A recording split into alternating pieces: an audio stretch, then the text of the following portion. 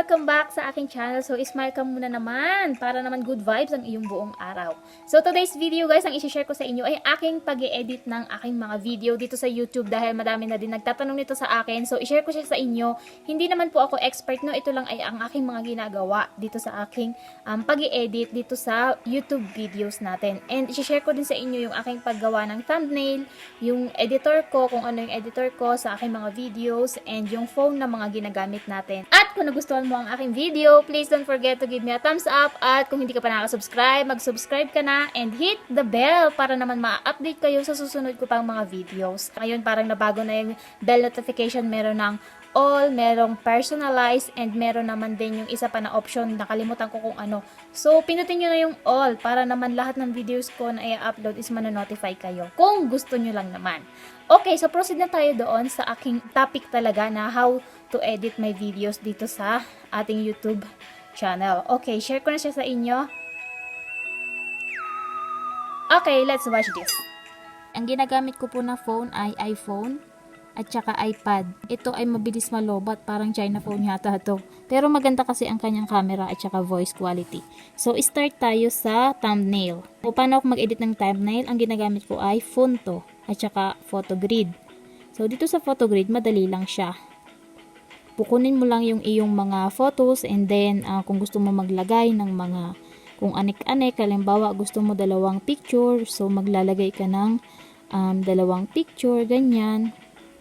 And then lalagyan mo siya ng title, or pwede mo dito sa layout kung paano, kung gusto mo nakahiga, kung gusto mo itong isa. So, pwede ka dyan mag-choose kung anong gusto mong layout. And next, yung ating border. Kung gusto mo siyang lagyan ng border, yung nasa gilid, ganyan. Ayan. And kung gusto mo rin siyang lagyan ng background, meron din.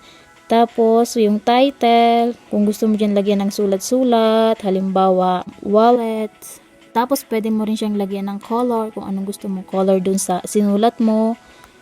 Halimbawa, green. Tapos, lagyan mo siya na ay black. Ayan, nagkakaroon siya ng ganyan. And then, move mo lang siya kung saan mo gusto. Ayun, yung ating thumbnail. And, pwede rin siya. Madami pa ditong option. So, pag-aralan nyo na lang din ito. Kung gusto nyo mag-upgrade, may bayad. Hindi ko alam kung magkano dahil hindi naman ako nag-upgrade. So, ganyan lang siya. Kasi ako, simple lang naman ako. Lagyan ko lang yan ng sulat. Tapos na, wala na ako masyadong kaartihan sa ating thumbnail, no? Tapos, dito naman sa Fonto, paano ko siya gamitin? Halimbawa, yung dati kong, yung previous ko na video, yung thumbnail ko doon, ito. Marami siyang pwedeng ilagay na ito. Simple lang naman thumbnail ko talaga, alam mo yun. Ayan, yung, di ba, nilagyan ko siya dito sa may taas. Tapos ito, nag-aano siya, pwede mo siyang ma-resize. Halimbawa, gusto mo mahaba, tapos medyo maliit lang, pahaba na medyo maliit, ayan. Tapos, pwede mo rin siyang i-flip. Ayun. Tapos, lagyan mo siya dyan ng sulat, kung ano yung, ano mo, anong laman ng wallet, ganyan. Ang laki, diba? Okay. So, ikapasok mo siya dyan. And, pwede mo rin yung baguhan ng stroke. Yung stroke, yung panggilid niya, ayun. Tapos, itong background, pwede mo siyang lagyan din ng background, halimbawa, white. So, hindi ko naman siya lalagyan. So, alisin natin. Kasi, meron na siyang itong item. Ayun, anong laman ng wallet. Pwede nyo rin dito lagyan ng text. Pauwi na ng Pinas. Tapos, pwede nyo rin yan lakihan. Size.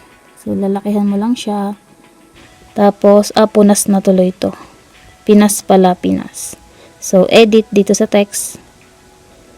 Ayan. Pinas. So, ayan, pauwi na ng Pinas. Okay. Tapos, pag isi-save mo siya, dito lang, sa may gilid na to, save. Wala din itong bayad, free lang ito. So, okay lang siya. So, dito yung save. So, hindi ko siya save dahil nakagawa na ako, no? So, ayun yung aking paggawa ng thumbnail. Madali lang siya. And, doon na tayo sa editing ng video. So, ang gamit ko naman sa pag-i-edit ay Splice. Nakikita nyo tong Splice. Ayan, Splice tayo. So, dito naman sa Splice, libre din po ito. Pero hindi ko alam kung meron sa mga Android or phone, sa Samsung or ibang brand ng phone. So, iPhone kasi itong gamit ko. So, dito naman sa Splice, madali lang din mag-edit ng video, no? So, aalisin ko lang yung mga hinga-hinga. Alam niyo yung mga hinga-hinga, yung yung antagal mong mag-isip kung ano yung susunod mo sasabihin, tatanggalin mo siya dito. Nabuksan na natin yung splice and ito na yung ating mga videos. Pick lang kayo dyan kung alin ang gusto nyo mga i-edit. So, ito, tsaka ito. So, ito yung video ko. Previous video ko na na-upload. Baka landscape dapat. Pag nag-film kayo, lagi dapat nakahiga yung ating mga cellphone, no? Huwag nyo patatayuin kasi yung gilid ng screen na pinapanood nyo sa YouTube magkakaroon ng itim sa gilid. So, dapat laging naka-landscape ang phone pag mag-film kayo. And then, create. So, mamili na tayo dyan ng ating pang-intro. So, sa pang-intro ko, ang ginagawa ko, no, halimbawa ito, kukuha ako ng kaunting clip, and then ilalagay ko dito sa unahan. Halimbawa, dito sa media, kukuha ako dyan ng kaunting clip, tapos, ang gagawin ko, dito sa video na to, aalisin ko yung kanyang volume. Tapos, i-speed ko siya ng mabilis. And then, lalagyan ko siya ng music. Lagyan ko siya ng music. And then, yung ating favorite, this one. Tapos, pwede mong i-cut yung music dito. Split. Ayan, makikita mo yung split dito. Ayan, split. Tapos, ito, pwede mo siyang i-volume na dito sa pangalawang music. Pwede mo yung volume na mahina kasi magsasalita ka na dyan eh. So, ganyan ang itsura niya. And then, magsasalita na ako dito. So, ito yung mga bigay-bigay na pabango sa akin. Tapos, yung ating... Okay po. So, ganun ako mag-edit. Tapos, halimbawa, dito, may mga putol-putol. Mga ganyan. So, pwede mo yung split. Ito yung ating split sa baba na option. So, split. And then, pwede mong alisin yung kaunting, ganyan. Pipindutin mo lang siya, yung video. And then, i-move mo kaunti. Ito din. Move mo lang siya, aalisin mo yung mga hinga-hinga, kumbaga. Tapos kung gusto mong mag-add ng video, pwede mo siya split. Tapos ipatatapat mo lang dito and then punta ka sa media. Tapos maghahanap ka dyan yung video na gusto mong ilagay. And then pwede ka rin mag-add ng text dito sa text. Ayan, may text dito. Tapos double tap. And then pwede ka rin dyan halimbawa subscribe. Pwede mo yang ilagay dito. And then, pwede mo rin siyang lagyan ng background color. Ganyan. Tapos, pwede mo siyang lakihan. Pwede mong liitan. Dito sa screen mismo. Tapos, lagay dyan sa baba. And, ano pa bang mga nandito ang option? Ayan, pwede nyo to mag-voice. Halimbawa, may gusto ko yung sabihin. Pindutin nyo yung voice. And, itatapat nyo ulit dun sa video. Kung saan mo gusto mag-record. Okay? Tapos, meron din tayong title. Tap ulit dyan, mawawalan siya or magbablock yung video, ganyan. Para magpindot ka nyan, halimbawa, few moments later. Tapos pwede mo yung lakihan. Ganon, yung ating title. Ganon. So, yung halimbawa, yung text, pwede mo yung i-isod dito. Pwede mo ring i-isod-isod yung mga text, ganyan. Yung mga message mo dun sa screen. O, ayan. Tapos, subscribe. Ayun, saka siya lalabas. Tapos, pwede mo rin siyang iksian. Halimbawa, hanggang dito lang gusto mo. So, i-move mo ulit to para medyo maiksi lang. Ganyan lang. So, ganun ako mag-edit, no? Ayun, sana may naituro ako sa inyo guys. Pwede nyo itong aralin, no? Meron pa diyang marami pang mga kung anik-anik na nandyan. Pwede nyo na lang, aralin nyo na lang para sa pag-i-edit. Ganun talaga. Ako noon wala akong kaalam-alam din. Tapos, syempre, dahil gusto mo yung ginagawa mo, kailangan mo yan paguran at aralin. Meron pa akong isang editor guys. Ito ay ang iMovie. So, dito kasi sa iMovie, pwede ka maglagay ng picture dito sa screen. So, halimbawa, ito, gusto mong ilagay. Meron ditong option na picture in picture. So, pwede mo siyang pindutin and then ilagay dun sa ibabaw at magkakaroon siya dito sa screen. So, pindutin mo tong photo and then may option siya dito kung gusto mo siyang i-move. Halimbawa, gusto mo rin siyang i-zoom, pwede mo siyang i-zoom. Tapos, ito namang second na option ay para galawin siya. Halimbawa, gusto mo dito sa may side na to and then gusto mo siyang lakihan Ayan yung option niya. And ito naman is para mawala yung kulay puti sa gilid, or kung gusto mo man na may borderline siya, ayan. Dito rin yun sa pangatlong option. So, nandito yun, plus, makikita nyo. Meron dyan, pag pinindot mo, halimbawa audio, gusto mo siyang lagyan ng mga sound effects, marami din ditong sound effects, makikita nyo. And kung gusto nyo rin naman lagyan siya ng mga music, pwede rin dito. Meron din tsaka video, pwede rin siyang lagyan ng video. Halimbawa, itong ating video, pwede mo siyang pindutin, and then may makikita ka dito na option sa 3 dots para sa ating paglagay dito sa ating video. Halimbawa, gusto mo picture in picture, ibig sabihin, dun sa habang nagsasalita ka, makikita nila yan dito.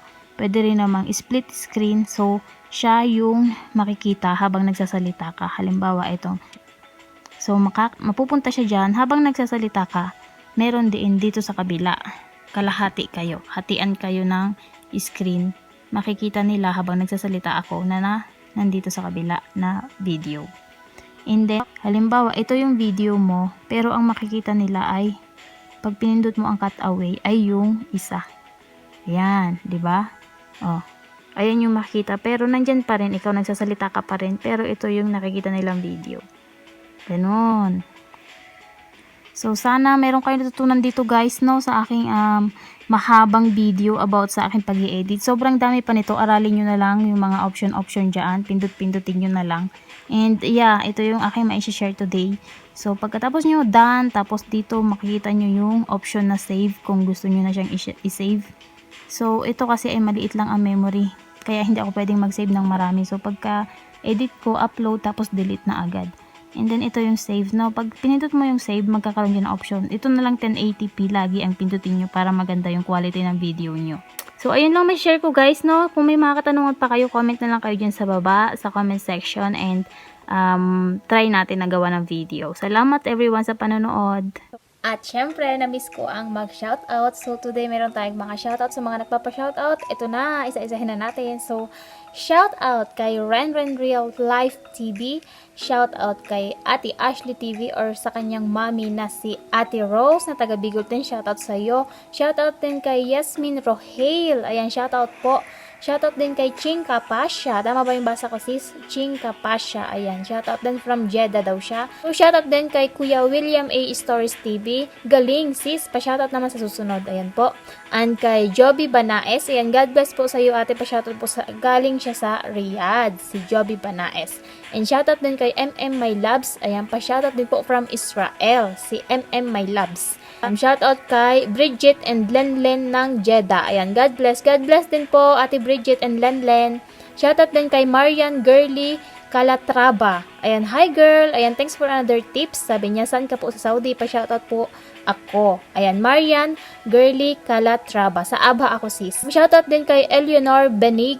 Ayan, tama kasi dapat ganyan gagawin para magustuhan ng amo. Shoutout naman sis. Eleanor Banig, shoutout po sa inyo. And shoutout din kay Fashion and Style Trending. Hello po, thank you so much sa panonood. Fashion and Style Trending. Shoutout din kay Jenny Mostrado. Relate ako sa topic kasi shoutout naman from Dubai. Hello sa iyo, Jenny Mostrado from Dubai. And shoutout din kay Lorena Tamasis. Pa-shoutout din po from Palawan. Ayan, hello po dyan sa Palawan. Shoutout din kay Aiza Ventura from Kuwait naman siya. Thank you so much dyan sa mga nasa Kuwait. Thank you sa panonood, Aiza Ventura. Shoutout din po kay Gloria Mosne. Ayan, shoutout from Taiwan. Wow, nakadating yung video natin sa Taiwan. Thank you po, Ate Gloria Mosne. And shoutout din kay LJ Aborca.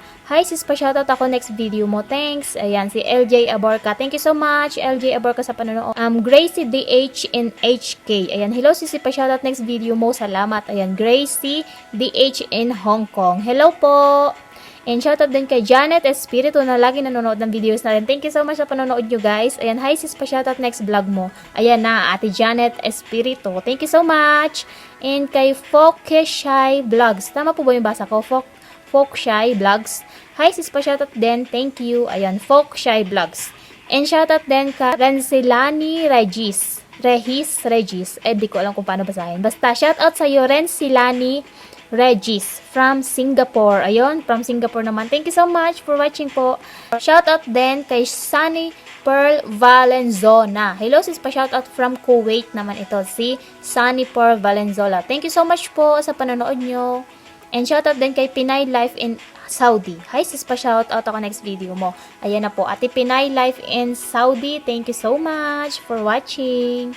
And Simply Jen. Hey sis, pa-shoutout next video mo, OFW from Kuwait. Si Ate Simply Jen. Shoutout din kay Poison Ivy Jane. Poison Ivy Jane. Ayan, watching here from Japan as a housekeeper. Pa-shoutout din po. Ayan, shoutout dyan sa inyo sa Japan. Thank you so much for watching guys. And sa lahat ng mga nanonood, sa mga kahit hindi nagko-comment, nanonood. Thank you so much na may nakukuha kayong tips or ideas dito sa aking mga videos or na-entertain kayo, nag-enjoy kayo. Thank you so much sa inyong lahat and God bless you everyone. And ito na yung ating video for today.